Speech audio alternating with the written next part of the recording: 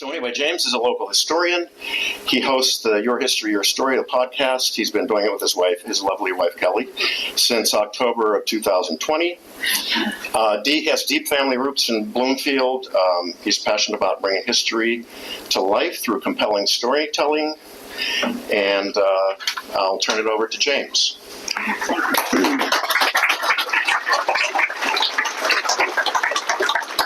Thank you very much, Rich. I appreciate that very much. So as I look out, I see there's a lot of people here, and if we are over the allowed capacity, do not tell the fire department. That could be a problem.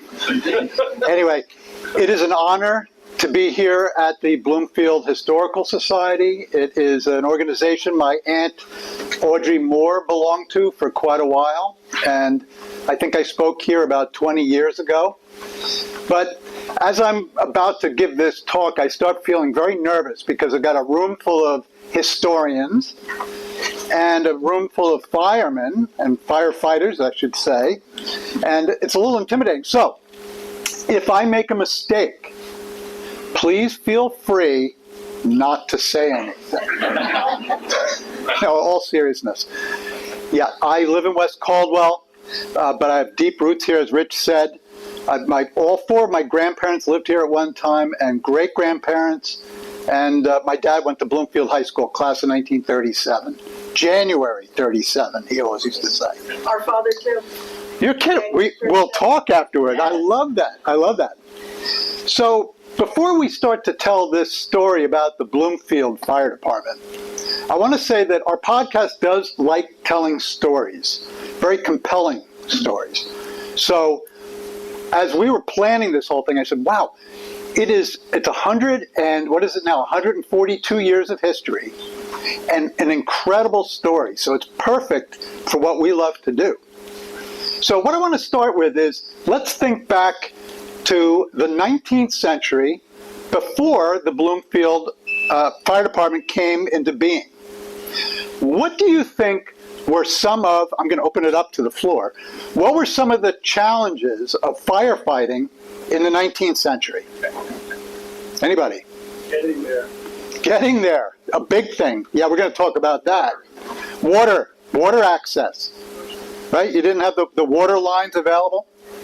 What would they have to use for water? Buckets. Bucket brigades. What do you think we had in Bloomfield available to us at that time? Third Rivers. Third River, Second River. Who said Morris Canal? Somebody said the Morris Canal? Perhaps. What else? What else did they lack in the 19th century? Vehicles. Vehicles, right?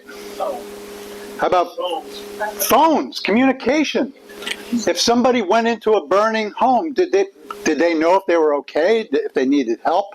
Do we know where the fire was right away? Okay, so other things that were going on in the 19th century, we had a lot of kerosene lamps, oil lamps, you had gas lines, and sometimes, like I would imagine now, buildings, you know what's in a lot of these industrial buildings. You probably have some idea on the fire department what's in them. And so you may know more about what's in it, but back then you didn't really know. So now we're at the point where we're in Bloomfield, New Jersey. It's in the mid to late 19th century, and some really rough things are going on. If we could just advance that slide.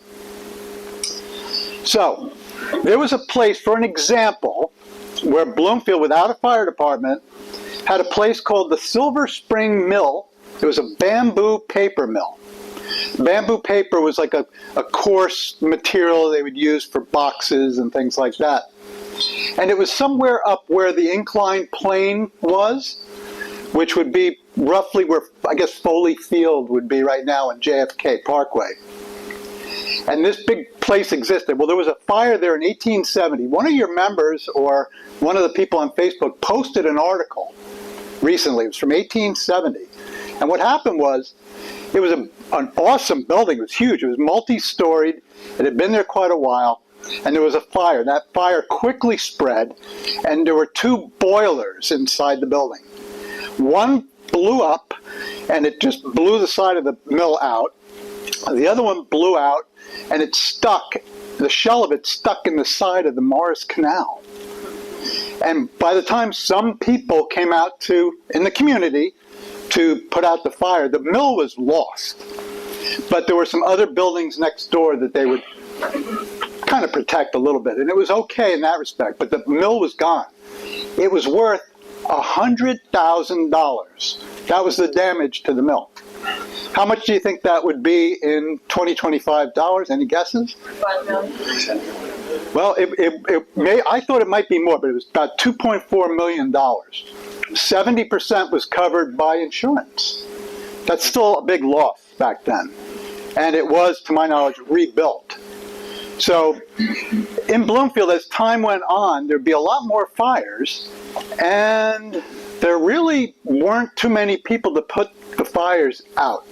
So when the bell rang in town, often people might come to run, but they were there to watch usually. You know, they brought their marshmallows.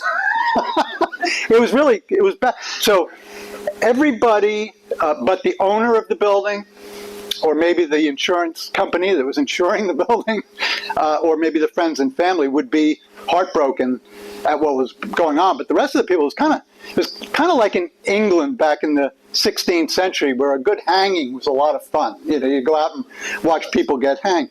Fires were kind of the same way. But it became very expensive to business owners. And as Bloomfield started to grow, that was certainly a problem. And then there was an incident in about the winter of 1882-83, where a place called the John Archdeacon Hotel, located somewhere along Bloomfield Center, maybe the corner of Washington and Bloomfield Avenue. The Archdeacon Hotel, there's a photograph in one of the books, the Bloomfield history books, but there's a group of men standing in front of it. But I don't know that it's 100% that building. But that building burned during the winter of 1882-83. And now, what happened was, you see the slide right here, who did we call on to come put out the fires in Bloomfield? The Newark Fire Department would come and put out the fires. And they would come clopping down the road. You'd hear the horses flying down. But by the time they got here, it was usually a total loss. Everything was gone. But they were still dragging these poor guys out. Now, when do you think Newark went to a fully paid department? A little bit before Bloomfield, for sure. It was about 1889, but up until that point, they were volunteers. So in 1882, they were volunteers. They were leaving their homes. They were leaving whatever business they were in and going to Bloomfield, usually too late. And then all the people in Bloomfield would be standing there like, oops, you know, and all these businesses were burning.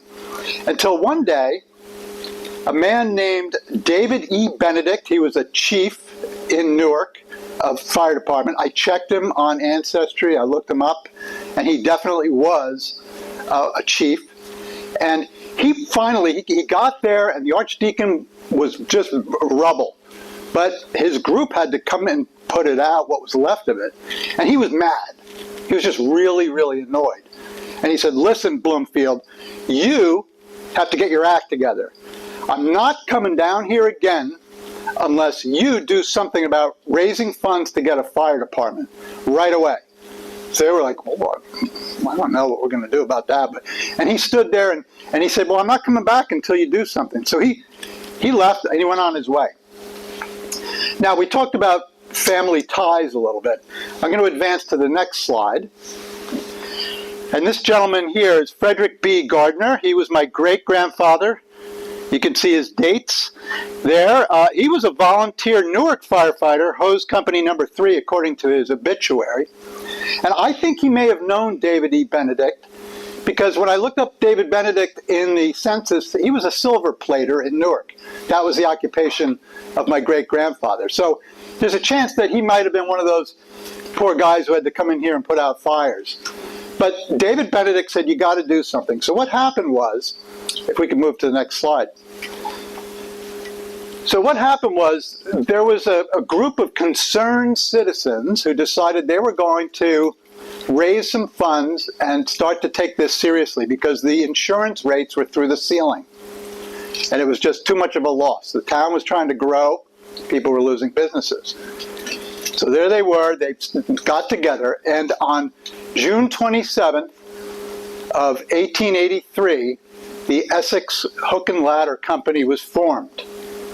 They had raised about $1,600. What kind of things did they need to purchase? Any guesses? A hook and ladder. A hook and ladder truck. They did that. What else? Horses. Horses. How about a bell? Yeah, they had to have a bell as well. So they formed this company. Now, if we could just advance it another page. So they ended up forming a hook and ladder company and 3 hose companies over the next couple of years. Now, the township did not take ownership of the fire department until about 1885. But between 83 and 85, they formed the 3 companies, and they needed some hierarchy here. So they hired the very first chief engineer. That was the name of the title back then.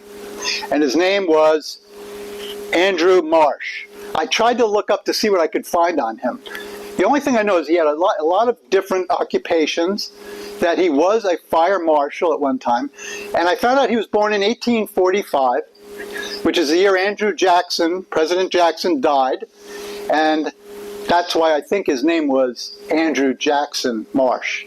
So he was actually the first chief. So he kind of ran things. Okay, if we could go to the next slide. Okay, these are just some really cool photographs that we've been able to get. The Active Hose Company, the first hose company was just called like the Hose Company number 1. It was later changed to the name Phoenix Hose Company. The Active was number 2, and you can see here, this was on Orange Street. And you can see it's a fully horse-drawn carriage. There's a little, I think there's is there a young boy there in the picture as well? And then if we could go to the next one, the Excelsior Hose Company number 3 on Broad and James Street. Does anybody know what's there now? Broad and James, the corner? Oh, really? Okay, okay. So there is that location is where that hose company was. So we're going to get a little bit closer up picture in the next one. This was called a 4-wheeled hose jumper. Now this photo is from 1890, but it was formed a little earlier than that. But it was hand pulled, so they'd have to drag these things out. This is still a lot of manual work, isn't it? And they had to get this stuff going pretty quickly. Now the original companies were made up of about 30 men in the hose companies, maybe a little more in the hook and ladder company. It sounds like a lot of men, but remember they were volunteers. They may have been, working in their wheelwright shop. They could have been making cabinets. You don't know what they were doing, but they had to count on a number of these guys getting out there. So that was through about 1890. Now, one of the things that they had was, if we could back up to that bell picture, Jamie, if you wouldn't mind, because I talked about purchasing the bell. This, by the way, guys, is great. I love the fact you have this out there. It was purchased, weighed 2,068 pounds. It was purchased by the McShane Bell Foundry Company in Baltimore. And this is what was originally used to summon the firemen to fires. And eventually, of course, they went to an electric bell alarm at about the turn of the century. But as the town grew and they needed more coverage, in about the year 1904, the people in South Bloomfield started to clamor for more fire protection. There we go. Okay, does anybody recognize this, where this house is now? I see Rich shaking his head, yes. Yes, Jerome Place.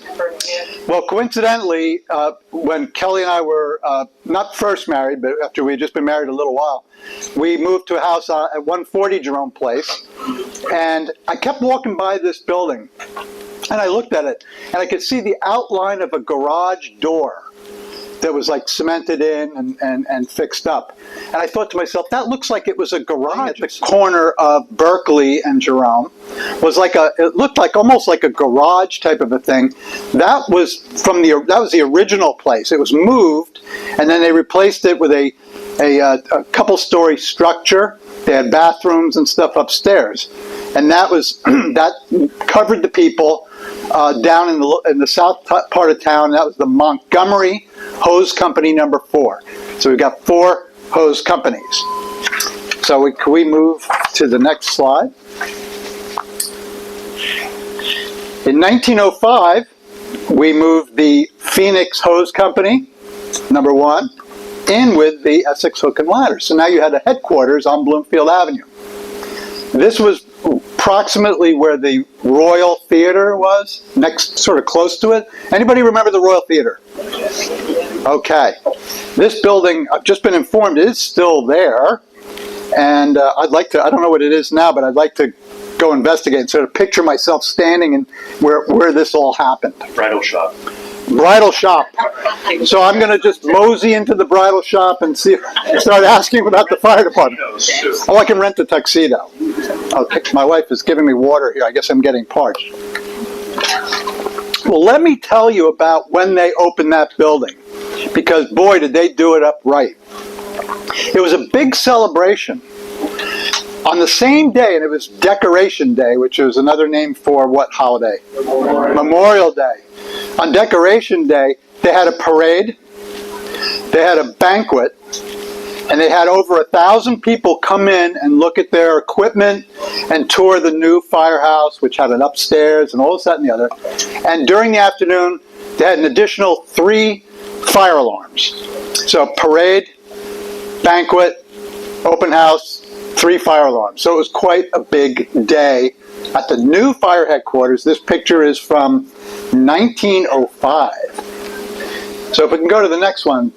Parades were big time here. I know you still have great parades here. This picture, 1910. We're getting towards a kind of a change time here, so get ready for this. So they're all decked out here. Obviously, it's still a horse-drawn ladder truck. And now the next picture, if I can put up, is headquarters. It's decked out with flags. They did things really upright. Now something happened between 1910 and 1912. A first took place. Anybody want to guess? Motorized. No, but you're real close on motorized. The first paid fireman came on the department. His name was Archie M. Heath, who we're going to talk about in a little while. So here it is. This is the headquarters. So 1912, we're getting close to World War I. We're still, they're growing. The department's growing. Around the turn of the century, their alarm system went from just being a bell that would be pulled and rang to more of an electronic system. They did have some alarms. It wasn't too robust. But we're going to go to the next picture. We're now at 1914. World War I in Europe is broken out. And Bloomfield has its first what? Fire truck. Motorized vehicle. 1914.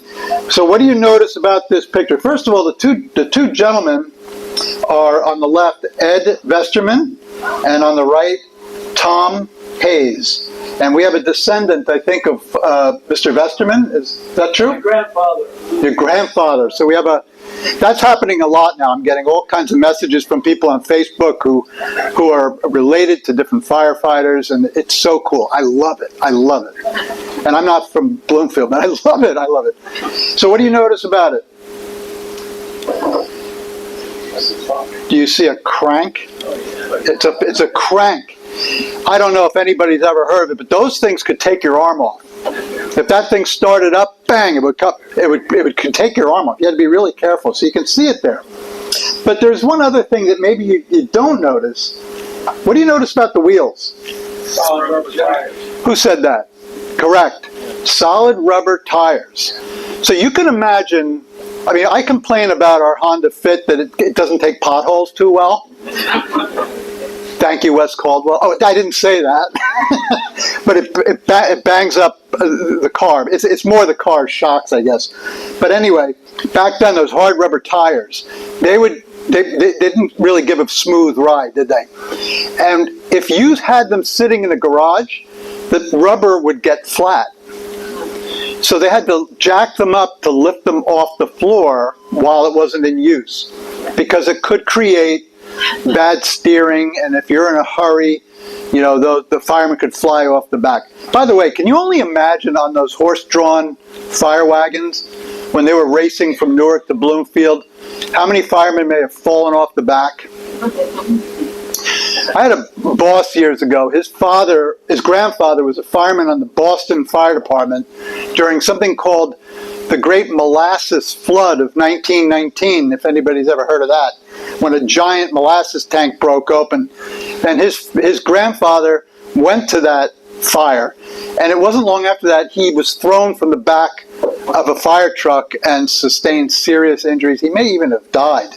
So it was dangerous business. But that was in the fire department headquarters on Bloomfield Avenue. Next slide. We're now in 1917. The United States is in the First World War, and you can see that the headquarters is filled with a lot of motorized vehicles now, aren't they? So we're really phasing out the old horse-drawn vehicles. Can we go to the next one? All right, let's talk about the fun of the fire department. First of all, I'm proud to say that this bash, which took place on June 9th, 1928, if you notice the General Committee, Fred E. Gardner, chairman. Well, that's a big committee of people, isn't it? So what I'm going to point out here is that look at the events that happen here. You've got a luncheon, you've got and here's the thing, firemen will luncheon at the American La France Engine Company plant. Then you go down a little bit, there's another luncheon at the American La France plant. There's a block dance. Then women guests will luncheon at the Park Methodist Episcopal Church. Why were they separating the firefighters from the women? It was 1928, which was during what? Prohibition. What was going on over at the American La France plant? Why didn't they want their wives there with them? I don't know. Did they ever have dry wet downs? Does that exist? But anyway, they had a really good time. This is a year before what? The Great Depression. The stock market crashed, but they were living the high life here. These here were the volunteers. These are the volunteer firemen. I wanted to give you a little summary of, and back up a little. I mentioned about the first paid firemen in 1911 in Bloomfield. Prior to 1911, all volunteers. From 1883 to 1911, volunteers. By 1931, there were 40 paid and 130 volunteers. They even had their own chief. Did you know that? The volunteers had their own chief. In 1931, there was a man by the name of, I think it was John Yeager, I think. And the man who was the chief was George Kober.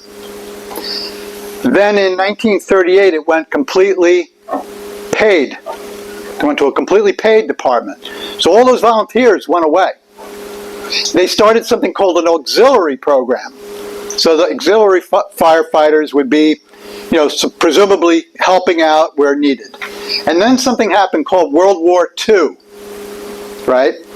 And they used those auxiliary during World War II. That's why they had them. But they didn't have a lot of control over those firefighters.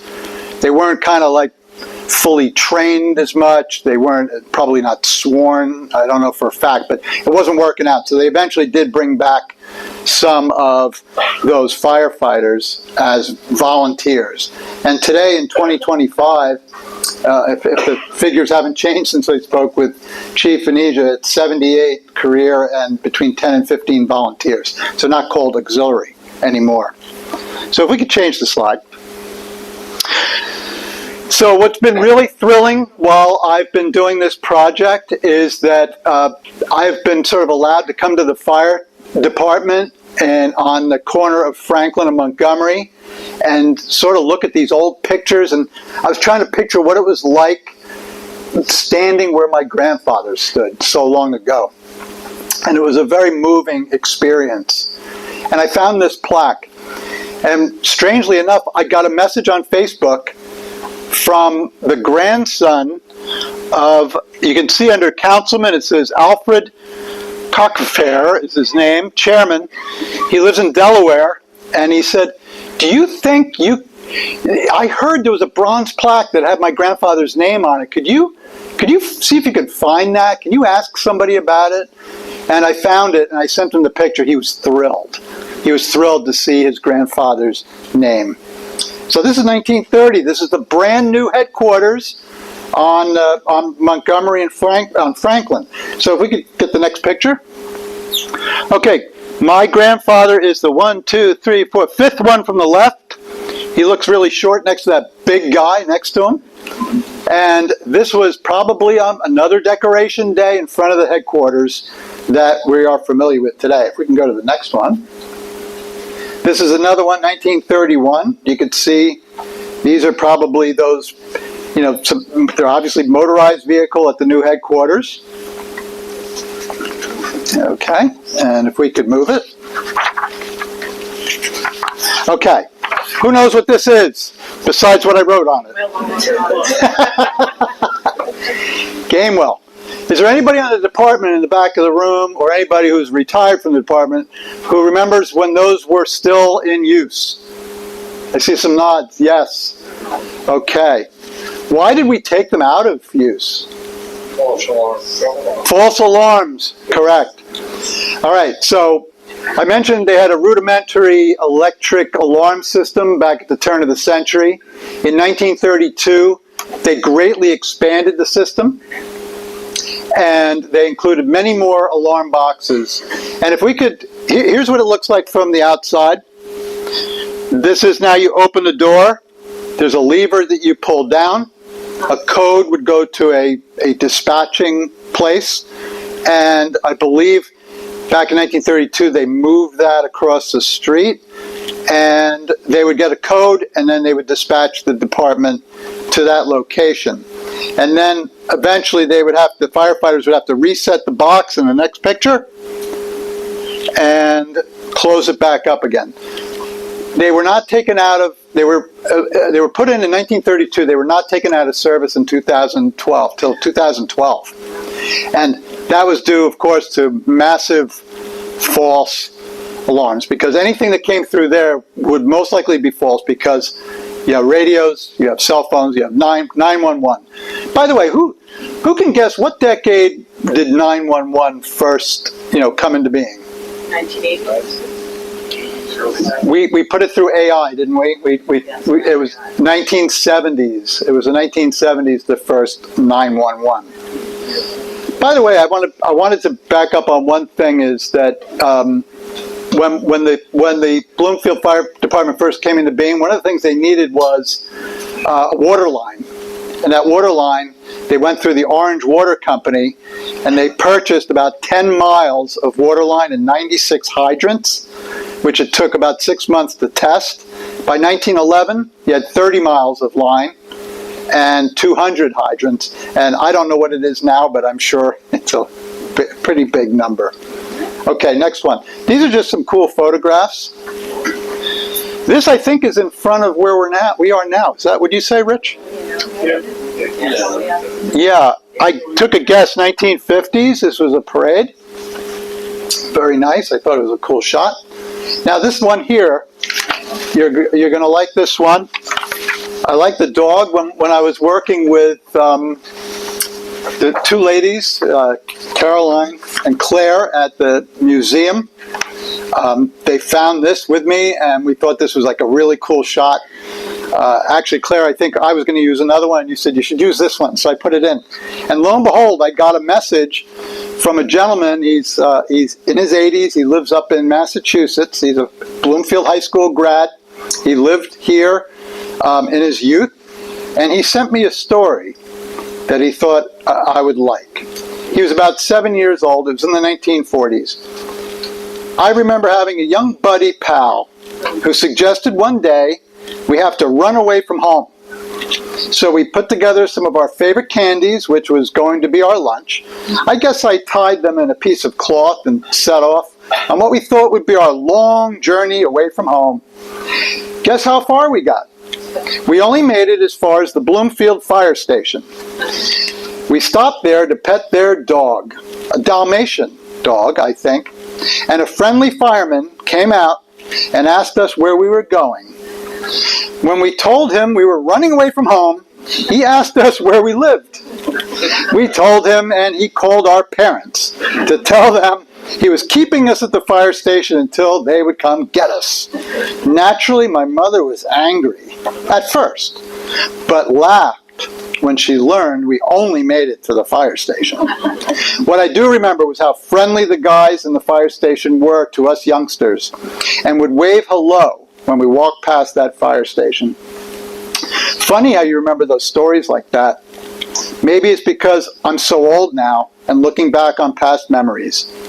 I just thought I'd pass it on to you. These are the fun stories I've been hearing since we've started this project. So, thank you, Roger Hall. He actually was one of my guests on my podcast. He has a website called AmericanMusicPreservation.com. He loves music history. So that's kind of I kind of like to think that was the dog. Okay, next photo. I just picked this because it's cool. So what was the public safety vehicle? Any guesses? I don't know. That was an ambulance. Oh, okay. Does anybody know who the fireman is? Any guesses? I don't know. I figured I'd put it up there, but I just like the car. Okay, another cool vehicle. The next one. I don't know any Bloomfield vehicle experts there, but I would say this is probably... Yes, sir, at the back. 67. A 1953 LaFrance. Because my dad bought one from Bloomfield. He restored and refurbished. I have a picture of it. Wow, cool. Your dad bought it and restored it. Yeah, that was the style. And this thing can still read Bloomfield engine 5. I love it. I'll tell you later. And LaFrance is where they had the beer blast back in 1928, right? Okay, we're going to look at the next one here is the headquarters, probably in the 1950s. It's funny, you see the building. The building doesn't change, does it? But the vehicles in front of it change. And that's what's so interesting here. Okay, before we go to the next slide, we just gave away the game. No, it's okay. How many people here remember the Broad Bay bowling alley? Did anybody bowl there? So people bowled. I remember passing it all the time. The Broad Bay bowling alley I think it opened in 1940. It was, just after people were coming out of the Depression. There used to be a bowling alley on Bloomfield Avenue next to the Royal Theater, which I'm gonna find a picture of that alley someday. But my grandfather used to manage that. But he was gone by 1940. So anyway, Broad Bay, it had a full luncheonette in there from the 1940s through probably the end of the 50s. And then it converted to vending machines. We know how fresh the food in vending machines is. And then in 1965, they actually installed a microwave. Can you imagine how much power that microwave drove? It must have... I remember my mother had a waffle iron for when she got married in the 40s, and you plug it in, all the power in West Caldwell would go into that waffle maker. But yeah, they had a microwave there. Well, it was on July 7th. It was 1977, and it was the owner had just closed up shop. It was a slow night, and he closed up shop, and he had gotten home. I think he lived on Barbara Street, and he got a banging on his door that the bowling alley was on fire. There's a couple really incredible pictures here, but I don't know the science much, but I do know that the way that the bowling alley was designed, that it went up fast, and there was some gallant efforts made to save it, but it was a lost cause. If we go to the next one, James, there's a better shot of it here. Yes, sir. I had a police scanner years ago, and the call came over for a fire. First fire engine there, send help. Radioed and send a mutual aid help.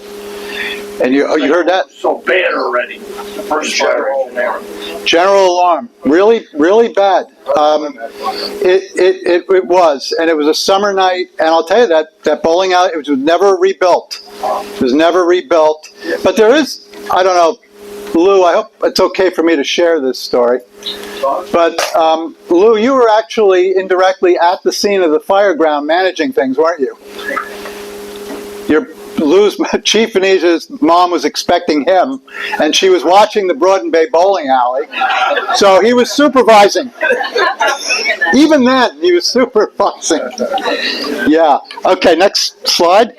Okay, Federal Shoe Store, Bloomfield Center. Okay, this was the central building where it is actually, now we're getting closer in history here. This is where we're going to get more and more experts in the crowd.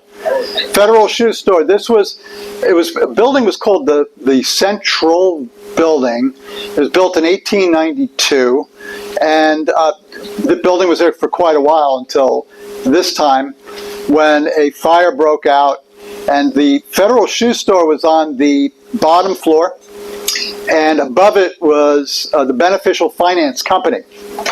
So as it was a big fire. You had Bloomfield there, you had East Orange there, you had Newark there, you had Glen Ridge there, and much to their horror and maybe some people's delight who were just spectators, the safe in the Beneficial Finance office came crashing through the second story, through the first story, and right through to the basement. So thank goodness nobody was injured by that. That would have been really, really terrible. So yeah, you can see the after effects, and that was Christmas time, 1978. The next photo, I don't know for a fact, because I got this from the museum. It's from some of the photos that the fire department shared with the museum. I just say it's got a Christmas tree. It looks the same vicinity. I'm thinking it might be related to the same fire, but there's been a number of fires in the center, as you all know. Anybody think? Okay, so it's across the street. Glenwood Avenue. That's the Roxy sign under the Christmas tree. Okay. All right, so it's not the same. It's not the same fire then, but it's a cool shot. It's definitely a Christmas time, probably the 1970s. Okay, then next one. All right, this one, I don't have a lot of information about it. All I do know is that it was a pretty terrible fire. 1980, it was the Center School. The Center School was if I have my history right, the second oldest school building in Bloomfield. I think predated by what used to be the original high school. It might be an administrative office, which is where my grandfather would have gone to high school. And it was, I don't believe it was actually a functioning school at the time. It may have been an administrative office. Oh, it was owned by the college? Anyway, you could see, I have several photos only because these are incredible shots. And I want to thank the Bloomfield Fire Department for these shots, and Mark Rossetti for doing a great job on the new book from 2023.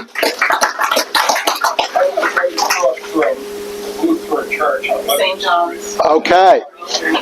Yeah, my dad went to that school, Center School, and now go to the next photo, James, and maybe the next one as well. Yeah, you can see. It was quite the event. Now, I understand, I may be wrong, but there were 2 firefighters who were trapped upstairs and had to jump. Yeah, Is that true? Sudol was one of them. at the second floor window. Right.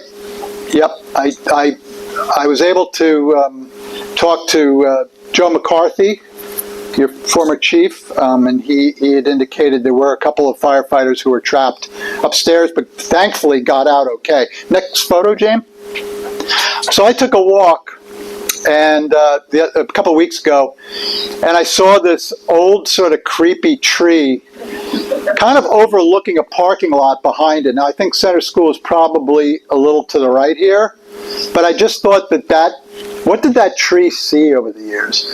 It probably saw my father playing in the schoolyard back in the 20s, and it probably saw endless numbers of children in this community go to the school there, and it witnessed a lot of brave firefighters fighting that terrible blaze. But thankfully, no one was killed in that fire. But I thought it was kind of a creepy reminder of all that went on there. Next one, James, please. Just a cool fire engine. I loved it. Yeah. I was going to say, my dad went to the fires and the riots in Newark in '67, and the trucks were still open at the time, and they were hurling bricks at them from the buildings. Oh, So gosh. this would have been probably one of the first ones with a roof. Yeah, because this is 71, so it was a couple years after, right, the riots? Okay, all right, we're going to talk about we're going to go to the next photo. All right, let's talk about the fun stuff, all the great stuff that the Bloomfield Fire Department does for the community. You can see here we got Santa Claus who's on duty, and there's so many other things that this department does to help the community. And if we can go to the next slide. I think we see the Grinch over there. We got the Grinch, we got some Santas, we got lights, so the kids are obviously having fun with this. And then we also keep the kids safe in the community. You have a firefighter here inspecting the car seats, so important, particularly if you have fathers or grandfathers like me who are completely spastic with putting those seats in. I've had 3 daughters, 5 grandchildren, and I still can't figure out, I have to ask my wife to do it. So, anyway, next one. Okay, we're going to get on to Fred in a second. But just some of the other things that Bloomfield Fire Department does. Car seat safety, community CPR courses, school visits, which is so important. The kids love that. Open houses where they demonstrate fire safety and give tips. Girls on Fire Youth Camp. So training, giving young women as little girls an idea of what it's like for a female to go into the firefighting occupation. So that's cool. Children's library reading. I think I've stumbled into the library a couple times where I've seen the firefighters reading to the kids. Then there's the Firefighter Friday. There's a mouthful. That's in the summer, I think, Lou. And that's something that's really, they're reading and playing to the kids. I know my 2 grandsons will be thrilled with doing that. And of course, the Christmas cheer that goes on. So next slide is Fred E. Gardner, my grandfather. He probably went into the firefighting business because his father did it, but he was in Bloomfield. A little background on him. He was a councilman here in the 20s. He loved everything to do with Bloomfield. Everything was Bloomfield. He used to get out of his car. He actually tracked somebody down who was speeding. He was a councilman. Did you ever do that, Rich? No. And he chased them down and arrested them as a councilman for speeding. I mean, he loved everything, and he was a volunteer fireman. Now, I showed you a building before that had a lot of flags on it, and that's kind of cool and all that. He was a flag decorator. That's what he did as an occupation.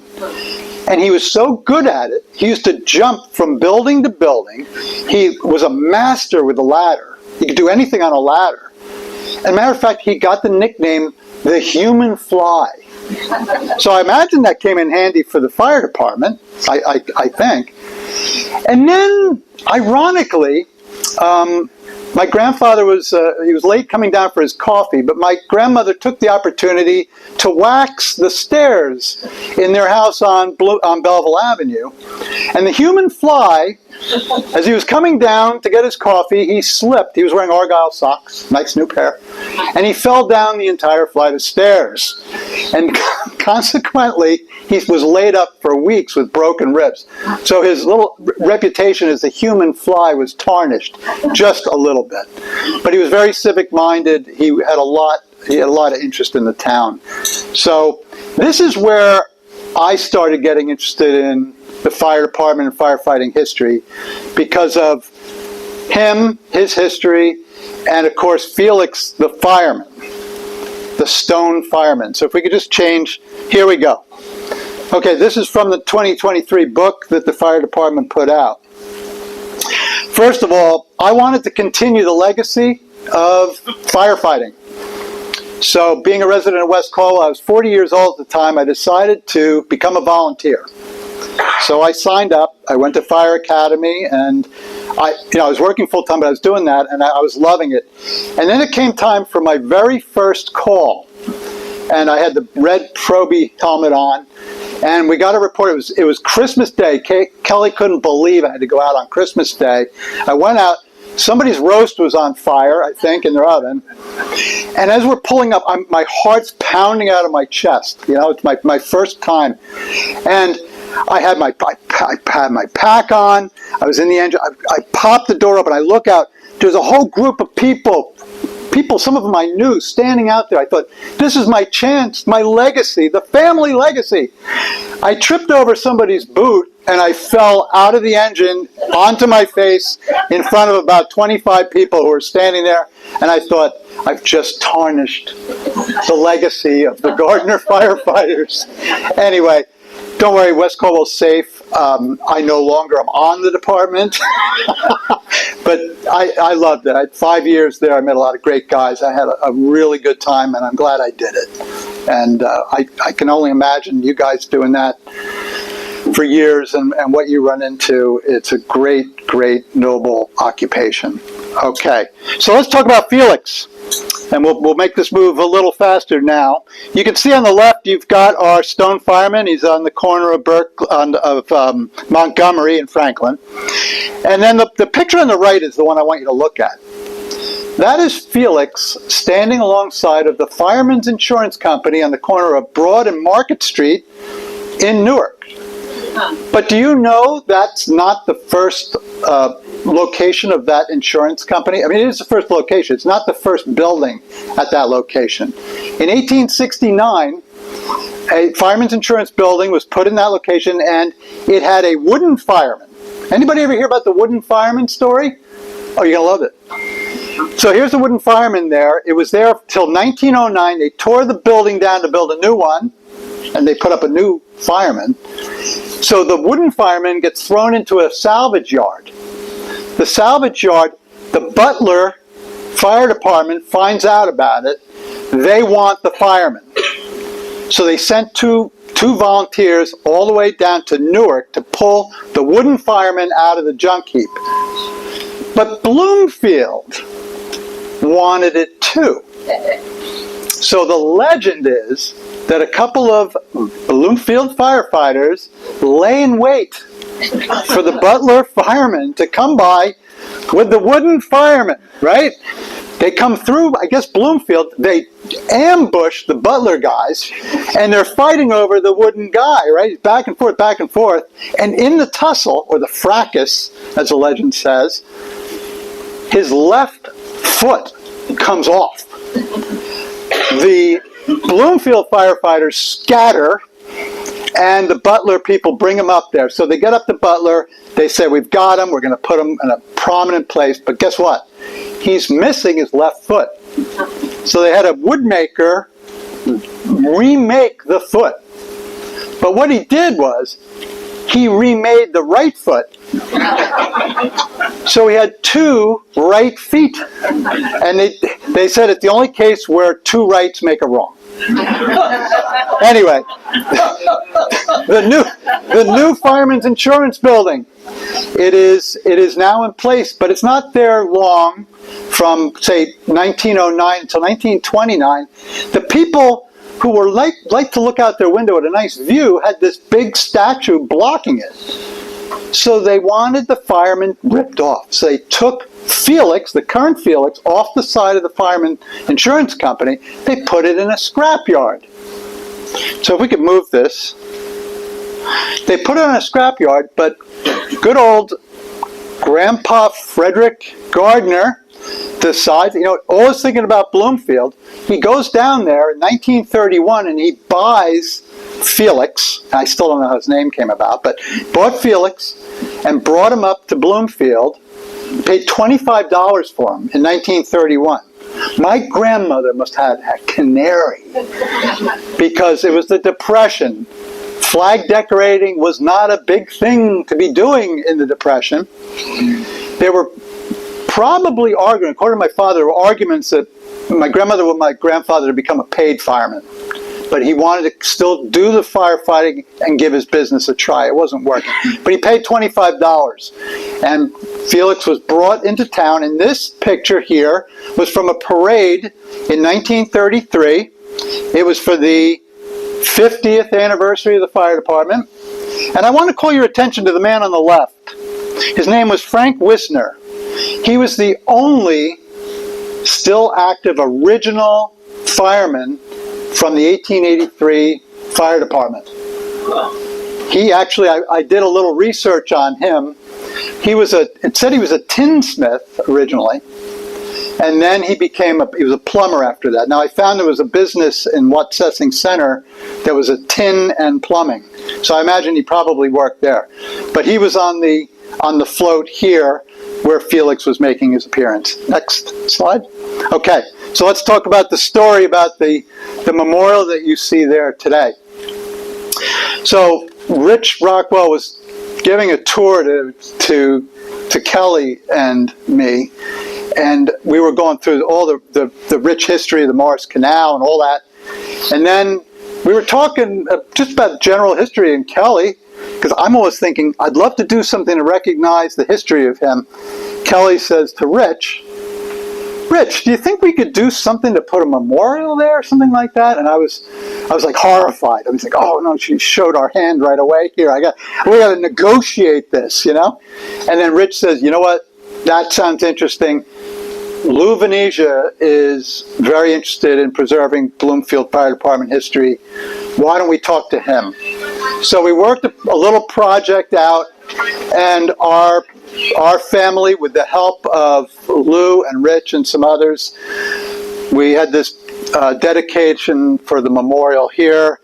It's basically Felix the Stone Fireman, and it's tells a story, rescued from Fireman's Insurance Company, but most importantly, it's dedicated to the past, present, and future firefighters of Bloomfield. So thank you to you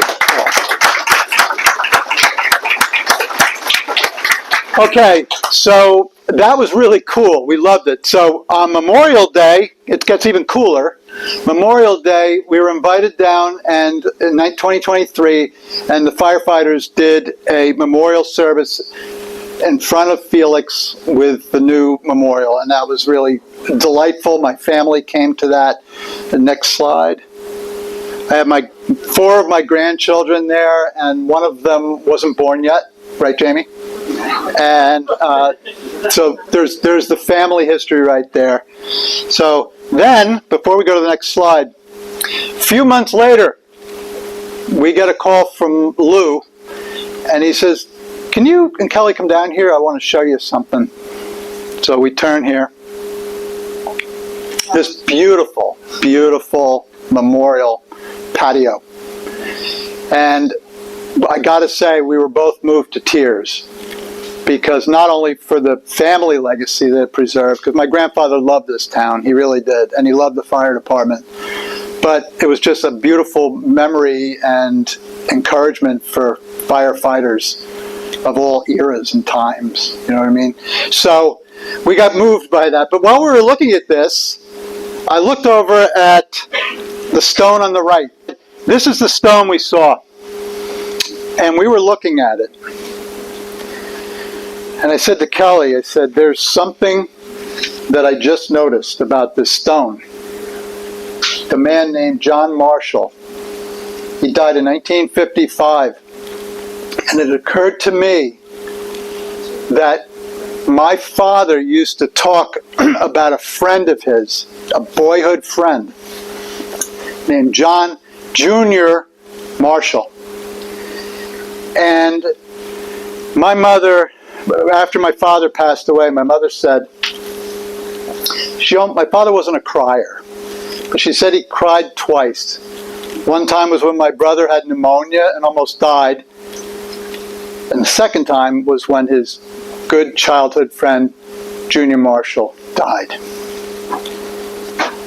And he was moved to tears. So I went looking through some old family photographs, and here's a picture I came up with. So here I got my Felix. You know, you got the story of my grandfather spending the budget on $25 budget on some, Felix. And then you've got this wonderful story about this friend of my father's. And I just thought, I'm so glad that we did this, because it's so important. So if we could go to the next slide here. Firefighter John E. Marshall Jr. died in the line of duty 1955. The date was December 28, 1955. It was about 9:45 a.m. There was a call that went out. It was probably a minor fire. There was a barn, I think, involved. Franklin and Race Streets. And John Marshall had a couple of major duties. One of them was, he was the guy you went to do all the administrative work. He did a ton of the paperwork. But he also drove the chief's car. He drove the chief to the fire.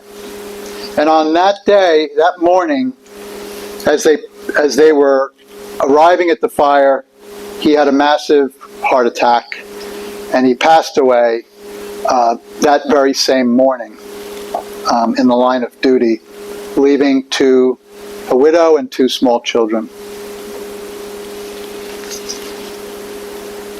Anyway, I'm very pleased to say that we have John Marshall's daughter here tonight, as well as his nephew.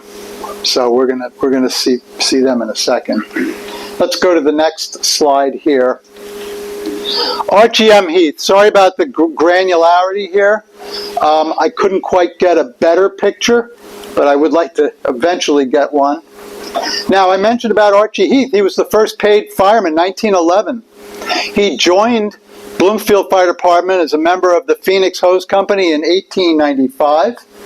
And then, in 1937, the chief at the time, who had been a long-time chief, his name was Chief Kober, he retired, and his assistant chief was Archie Heath. There was talk about maybe bringing in a battalion chief from a bigger city to replace the chief, or maybe even given a more specific written test or something to Archie. But most people really wanted him to be chief. So for a while he was acting as chief. 42 years of service. Month of November. The first 2 weeks of November, there were 56 calls already while he was acting chief.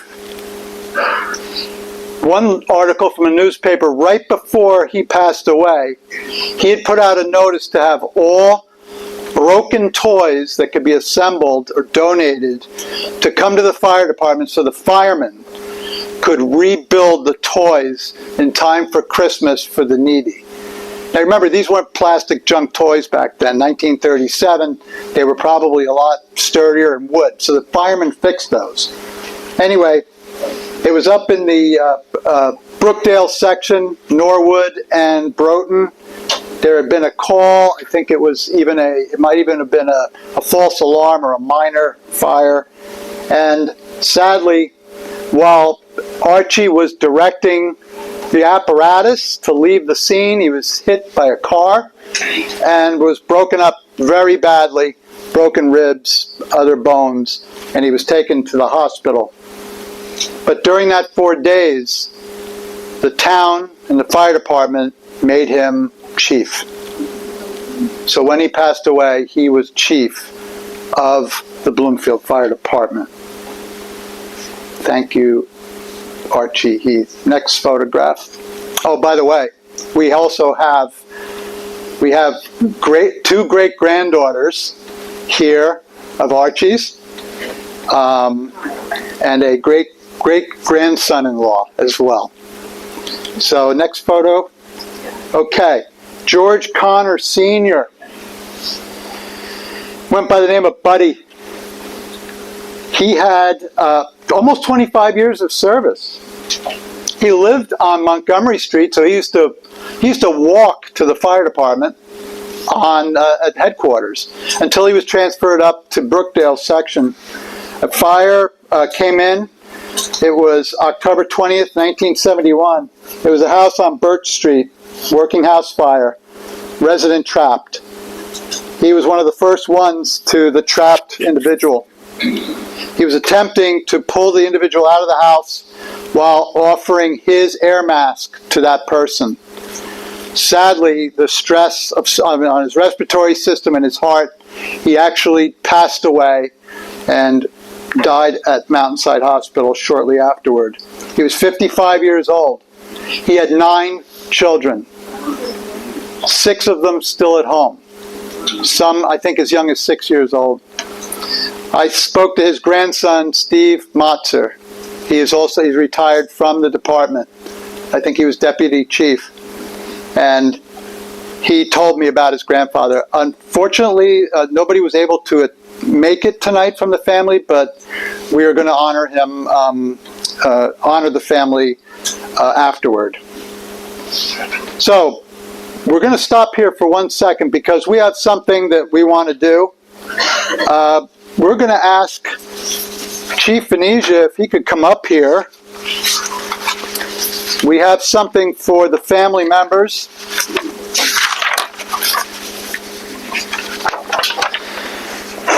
If we could put the first, we could put John Marshall's photo up there. I'd like Joanne Odell to please come forward with Brian and Jolene. Brian is the nephew of John Marshall, and Joanne is the daughter. Yes. Thank you. Thank you.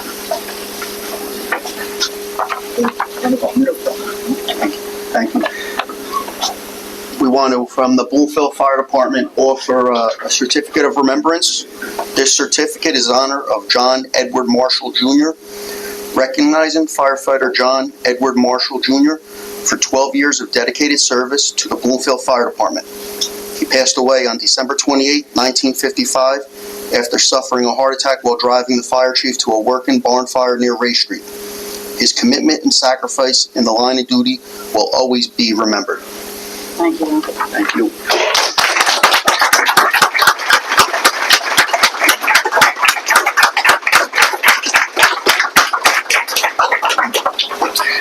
Okay, I would also now like Nancy Boots Christian and her husband Rob and Jean Duncan, the great-granddaughters of Archie M. Heath. He's not coming up. He can certainly come up. Thank you.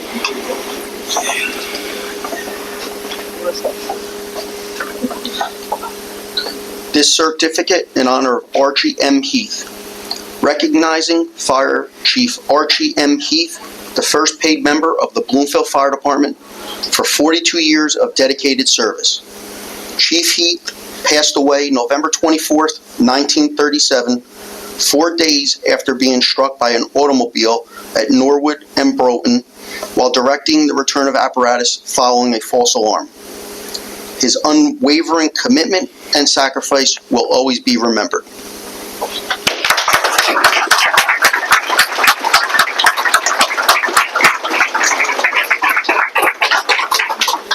Chief Venetia, is it, do we have the others? Can we get the other certificate just to read? Sure. Is that okay? This is for firefighter George Connor Sr. This certificate in honor of George Connor Sr., recognizing firefighter George Connor Sr., who on October 20th, 1971, collapsed while heroically attempting to rescue a trapped third-floor tenant during a structure fire on Birch Street. He was transported to the hospital, but sadly passed away shortly after. Firefighter Connor was in his 25th year of dedicated service with the Bloomfield Fire Department. His courage and sacrifice will always be remembered.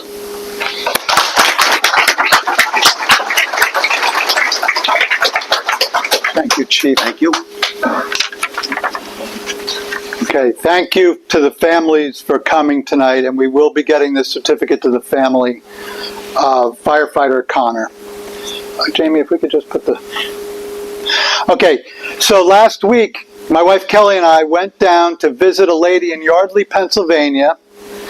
Her name is Marion McCartney Ray. She was born in Bloomfield. She grew up.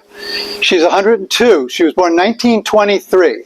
She lived in the 20s, 30s, 40s, and probably the first couple years of the 50s in Bloomfield, Walnut Terrace. When she was 12 years old, her father passed away. Her brother was only 11. It was the middle of the Depression. They didn't have much money at all. They had to convert their home to a rental to make ends meet. Her mother did cleaning. They had a rough time. I told her what I was doing here tonight, and she said she had a special message. She wanted to thank the Bloomfield Fire Department for keeping her and her family safe during that very, very difficult time in the 1930s. So thank you from your 102-year-old or 2-year-old young Marion.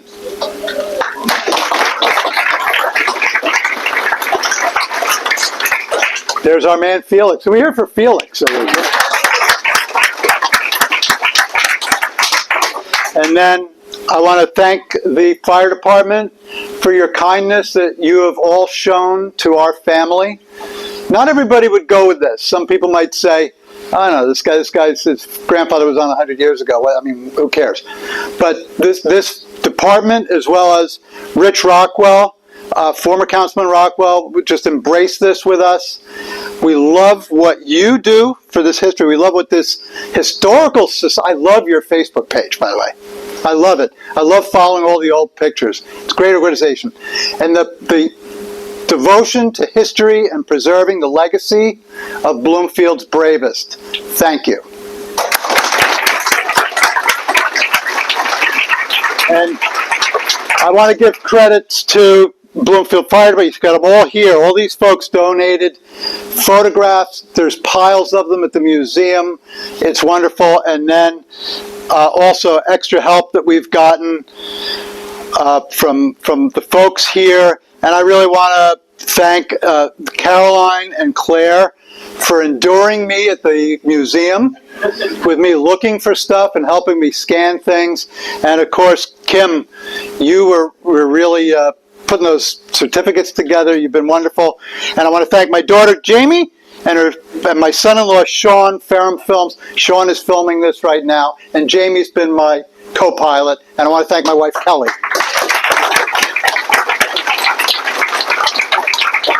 Are there any questions?